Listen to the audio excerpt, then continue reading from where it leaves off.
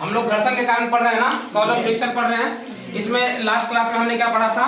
Last class में पढ़ा था घर्षण को कैसे कम किया जा सकता है और घर्षण को कैसे बढ़ाया सकता है, तरल घर्षण क्या होता है ना, ये सब पढ़ लिया था। आज हम इसका कुछ जो महत्वपूर्ण क्वेश्चन है जो इसमें से पूछा जा सकता है उसको हम कवर कर लेते हैं, ठीक है। मतलब अगर तुम्हें इस क्लास में अगर इतना भी घर्षण के बारे में तुमको पता है, तुमको पूरा चैप्टर जानने की जरूरत नहीं है, ठीक है ना। तो कम से कम इतना याद रखना, ठीक है। तो सबसे पहला क्वेश्चन हम लिखे हैं कि पहले ही लिख दिया कुछ महत्वपूर्ण प्रश्न एवं उसके उत्तर, ठीक है ना। तो ये उसी का कुछ इंपोर्टेंट पार्ट्स हम ले लिए हैं, ठीक है। घर्षण किस चीज पर निर्भर करता है? तो घर्षण संपर्क के दो पृष्ठों की प्रकृति पर निर्भर करता है। दो पृष्ठों की प्रकृति पर निर्भर करता है, मतलब समझो, मान लो कि एक वस्तु, मान लो कि टाइल्स पर तुम चल रहे हो, ठीक है, तो तुम्हारे चलने की दर जो है वो ठीक रहेगी क्योंकि तुम जूता या चप्पल पहन के चलोगे। अब मान लो कि उसी टाइल्स पर एक हम बॉल को छोड़ दें तो क्या वो लुढ़कता हुआ चला जाएगा कि नहीं चला जाएगा, है ना। अगर थोड़ा सा भी उधर जिधर लुढ़कना होगा लुढ़क जाएगा कि नहीं लुढ़क जाएगा। तो दोनों की प्रकृति पर निर्भर करता है, समझ गए ना बात को, यहाँ पे कोई दिक्कत नहीं। अगर मैं दूसरी बात करूं, घर्षण के दो पृष्ठों के बीच किस चीज का विरोध करता है? तो घर्षण संपर्क में रखे दो पृष्ठों के बीच सापेक्ष गति का विरोध करता है। जैसे मान लो कि ये बुक है और ये सरफेस है, इस पे धक्का दे रहे हैं तो इसके सापेक्ष में गति लग रहा है नीचे से ना। अब उसका विरोध भी तो कोई कर रहा है, हम बताएं विरोध गति बताए ना, विरोधाभास गति बताया ना कि कोई भी वस्तु अगर चलता है उसके विरोध में भी कोई बल कार्य करता है ना।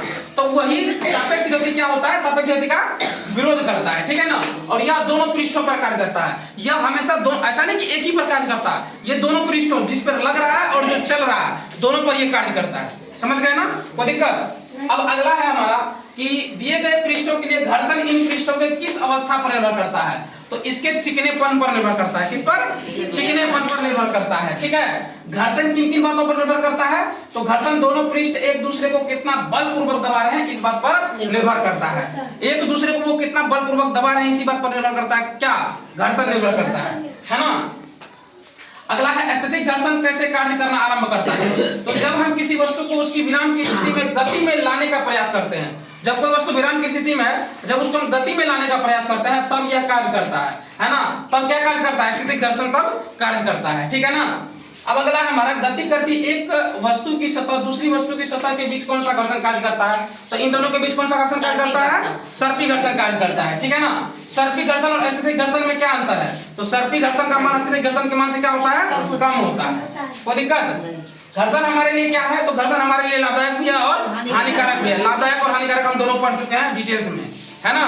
लाभदायक है तो हमारे लिए क्यों है और हानिकारक है तो हमारे लिए हानिकारक क्यों है, ठीक है ना। दोनों हम पढ़ चुके हैं, ठीक है। क्या घर्षण का मान बढ़ाया घटाया जा सकता है? तो बिल्कुल हाँ, घर्षण का मान बढ़ा भी सकते हैं और घटा भी सकते हैं। घर्षण को कैसे कम कर सकते हैं? तो स्नेहक, बॉल बेरिंग आदि का प्रयोग से घर्षण को कम किया जा सकता है। ये जो स्नेहक लिखे हैं और बॉल बेरिंग लिखे हैं ये मशीनों का हम लिखे हैं। जैसे तुम तेल लगाकर अपनी फिसलनता बढ़ा सकते हो, है ना, बढ़ा सकते हैं ना। तो उसी प्रकार से किसी न किसी चीज का प्रयोग करके क्या होता है? घर्षण को कम किया जा सकता है या बढ़ाया भी जा सकता है। अभी हम तुरंत ये पढ़ चुके थे, क्या घर्षण का मान बढ़ाया घटाया जा सकता है? तो बिल्कुल हाँ, है ना। अगला है क्या वस्तु को विशेष आकृति देकर घर्षण के मान को कम कर सकते हैं? बिल्कुल, ये अगर आकृति विशेष हो जाए तो उसका मान घट भी सकता है और बढ़ भी सकता है। कैसे? तो तरल पदार्थ में गति करने वाली वस्तुओं की आकृति को विशेष रूप प्रदान कर घर्षण के मान को कम किया जाता है। उसको विशेष आकृति देकर के उसकी घर्षण को क्या किया जाता है? कम किया जाता है। जैसे बॉल बेरिंग में देखना, उसमें बॉल जो छोटा छोटा होता है उसमें घर्षण बिल्कुल बहुत कम होता है क्योंकि उसमें क्या लगाते हैं? ग्रीस या तेल लगा देते हैं जिससे उसके बीच का घर्षण क्या होता है? बिल्कुल कम हो जाता है ना, इसलिए वो ज्यादा दिन तक चलता है। उसके बाद है लोटन घर्षण क्या होता है? ये तुम्हारे चैप्टर में मतलब पूरे सिलेबस में कहीं पे नहीं मिला था लेकिन इसमें दिया हुआ तो समझ लो। लोटन घर्षण क्या होता है? जब कोई वस्तु किसी अन्य वस्तु पर लोटन करती है, लोटन मतलब समझते हो ना, हाँ, लुढ़कता है, ठीक है ना, तो लोटनिक घर्षण कार्य करना आरंभ करता है। उस समय क्या करता, कौन सा घर्षण कम करता है? लोटन घर्षण कम करता है। और एक चीज याद रखना कि लोटन घर्षण का मान जो है वो सर्पी घर्षण से क्या होता है? कम होता है ना। विज्ञान में गैस तथा द्रव को क्या नाम दिया गया है? विज्ञान में गैस और द्रव को तरल पदार्थ का नाम दिया गया है। किसका नाम दिया गया है? तरल पदार्थ का। ये तुम्हारे घर्षण के कुछ इंपोर्टेंट क्वेश्चन थे, ठीक है। फिलहाल आज के लिए हम लोग इतना ही रह लेते हैं, समय खत्म हो चुका है, नहीं तो आगे और बता दें, ठीक है। अभ्यास करके आना, ठीक है। आज के लिए इतना ही।